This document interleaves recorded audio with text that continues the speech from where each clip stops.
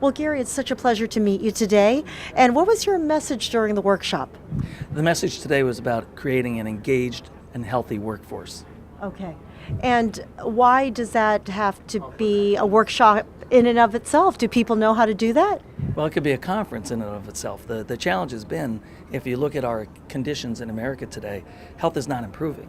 If you look at diabetes and obesity and hypertension as well as costs, they're continuing to increase. So that we have to ask ourselves, what's the challenge? What's happening? Part of the challenge is that we're not engaging fully people in being healthy, and not just in exercise and nutrition and things such as that, but also in how they live and how they treat one another.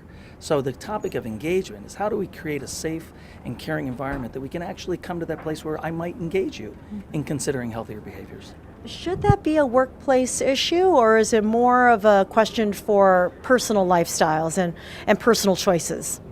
That's a great question, Mabel, and the way you framed it, you can't really separate the employer, the community, and the individual. See, we're all interconnected and interrelated. So it is very much a workplace conversation, because today what we've been doing is trying to purchase our way through solutions. And by the way, there are some amazing solutions that companies like mine and others have to offer. But yet, as I said earlier, health's still not improving. So what are we missing? We're missing that way in which we have to communicate to find a caring way that you can engage me in a conversation, or a way that might lead to a healthy action. So it's a community conversation, it's an individual conversation, and it is a corporate conversation. Okay, so we've outlined pretty clearly what the challenge is. What are some of the solutions? Some of the solutions that we discussed today, as an example, were around that word that I keep using, safe.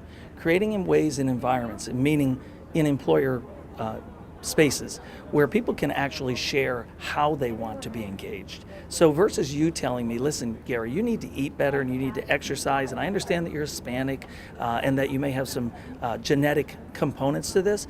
Instead, me telling you, well, it's not really about that, Mabel. What it's about is, I don't have a car, I don't have a grocery store, I don't have a boss who treats me well, so I don't have the motivation to be healthy. So see, it's this individual dimension as it connects to a social dimension.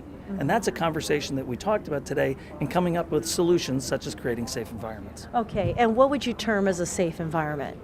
A great safe environment might be a learning laboratory environment inside the workplace, where people can come and gather, bringing in, again, not only safe, but bringing in their voice to say, Mabel, what I'd like to share with you is how you really can engage me, from leadership to the bottom level and everywhere in between. Creating those actual spaces and places in work environments so that employees can share with you how to engage, so that I then, as the employer, can figure out how to engage with you.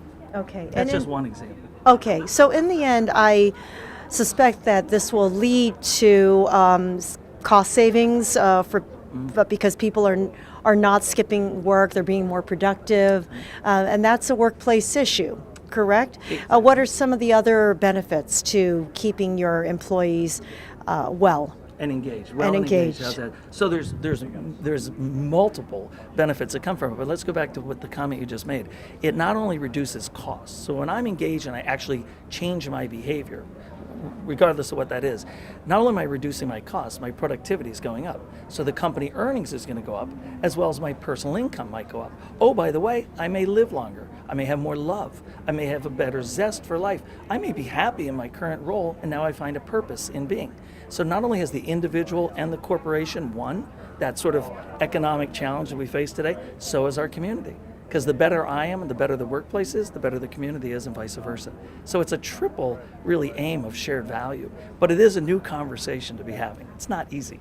Okay. Well, Gary, it's a pleasure. Thank you so much It's a for your pleasure time talking with today. you, Mabel. Thank you for your time. Thank you. Thank you.